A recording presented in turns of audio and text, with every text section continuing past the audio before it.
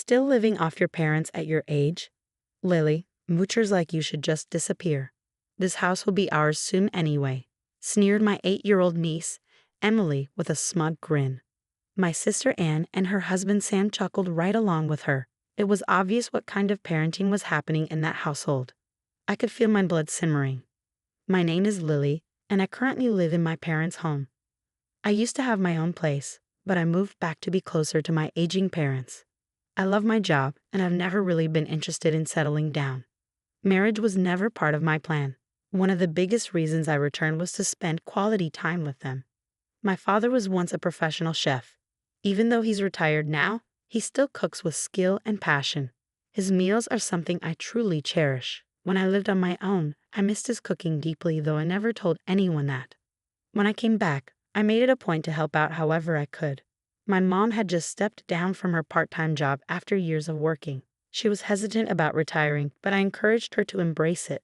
Both of my parents have physically taxing careers. I reminded them they didn't need to keep pushing themselves. Since then, I've done my part financially. Admittedly, I'm not always the tidiest outside of work, and I depend on my parents a bit when it comes to household upkeep. But the arrangement works for all of us. It's balanced and supportive. Unfortunately, the peace in our home is constantly interrupted by Anne and her family. Without warning, they show up almost every weekend. They live about 30 minutes away, but they come expecting meals, as if we run a free restaurant. Anne justifies it by saying it cuts down their grocery bills. Sam never disagrees. They devour whatever my dad cooks, say nothing of thanks, and leave the kitchen a mess. I might have let it slide if that were all. But Anne's sense of entitlement knows no bounds. Before leaving, she often scours the house, snatching up anything she thinks she can sell online. I had to start hiding my jewelry and favorite clothes deep in my drawers. She even raids the refrigerator, grabbing ingredients without so much as asking. When I confronted her, saying that if she weren't family, this would be considered theft, she brushed me off. "You wouldn't get it, Lily. It's hard managing a household," she said condescendingly.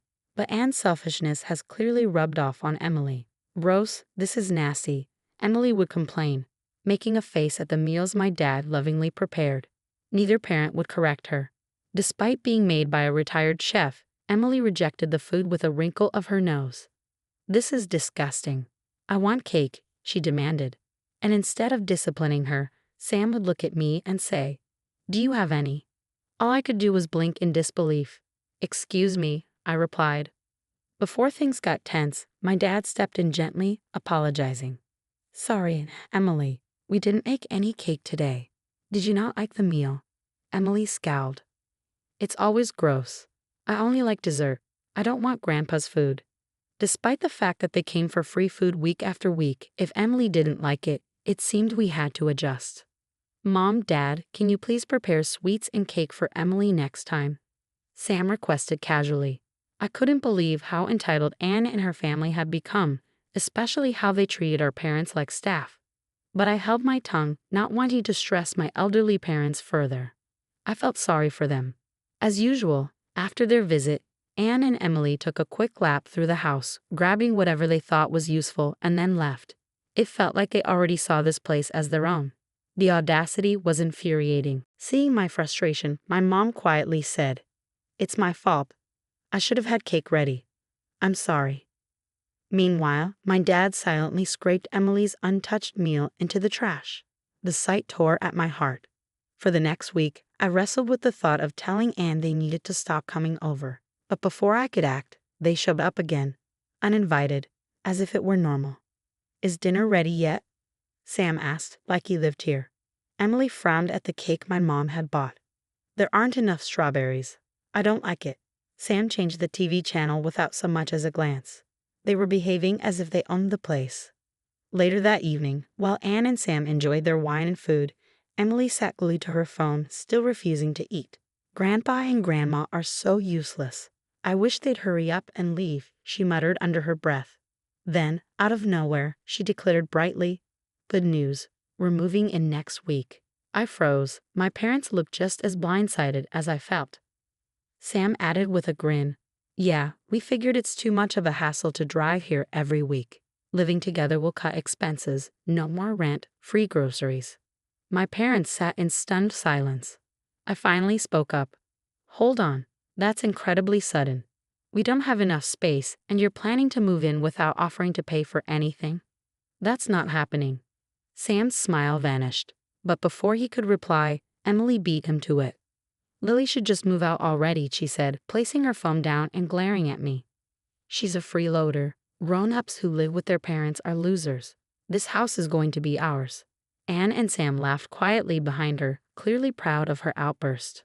I stared at this child, wondering how an 8-year-old could be so cruel, and realized she was just echoing what she'd been taught.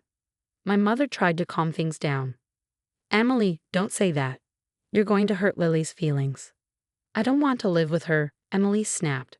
She's embarrassing. What if my friends find out? I want her gone next week. That was the last straw. After months of biting my tongue, I finally spoke. Fine, as you wish, I'll be out by next week. You can have it all to yourselves. Anne's family smirked, seemingly pleased, and walked out as usual without lifting a finger to help. My parents looked frightened, but oddly relieved. Maybe they too have finally reached their breaking point. When I suggested a solution, there was a lot to do before Anne's family could move in. Thankfully, my parents were a great help, and it provided me with much-needed relief. The house was cleaned up, and the move was complete, just as Emily had demanded. Essentially, I had moved out for their sake. The day came when Anne's family was set to move in. I was busy settling into my new place. While I missed the house I'd lived in for years, the new place felt refreshing. I could already feel the weight lifting, knowing I wouldn't have to deal with Anne's family popping in uninvited every week. While I was cleaning, my phone rang. It was Anne calling over and over. I finally answered, and she practically screamed, Lily, why didn't you pick up? There's a problem with the house.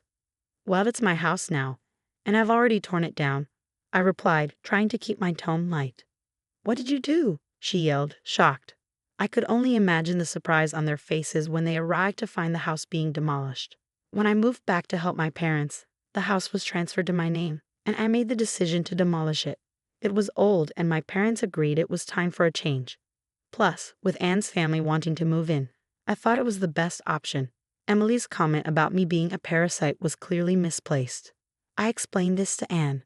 You and Emily have said a lot of hurtful things. It's not okay to raise your daughter like this. It would be a shame if she turned out like you. I told her, my words laced with sarcasm. She seemed taken aback, but then she started pleading. What are we supposed to do now? We've already left our old place. We're going to end up homeless. Emily's only 8. Maybe it's good for Emily to experience a bit of hardship. I responded coolly, still cleaning. Anne started crying, saying, how could you be so cruel? I thought to myself, that should be my question. Who was it that insulted me, both directly and through their daughter? I shot back. I'm sorry, I'll make Emily apologize. Please just let us stay in your new place tonight, she begged. Not happening. Mom and Dad are scared of you now.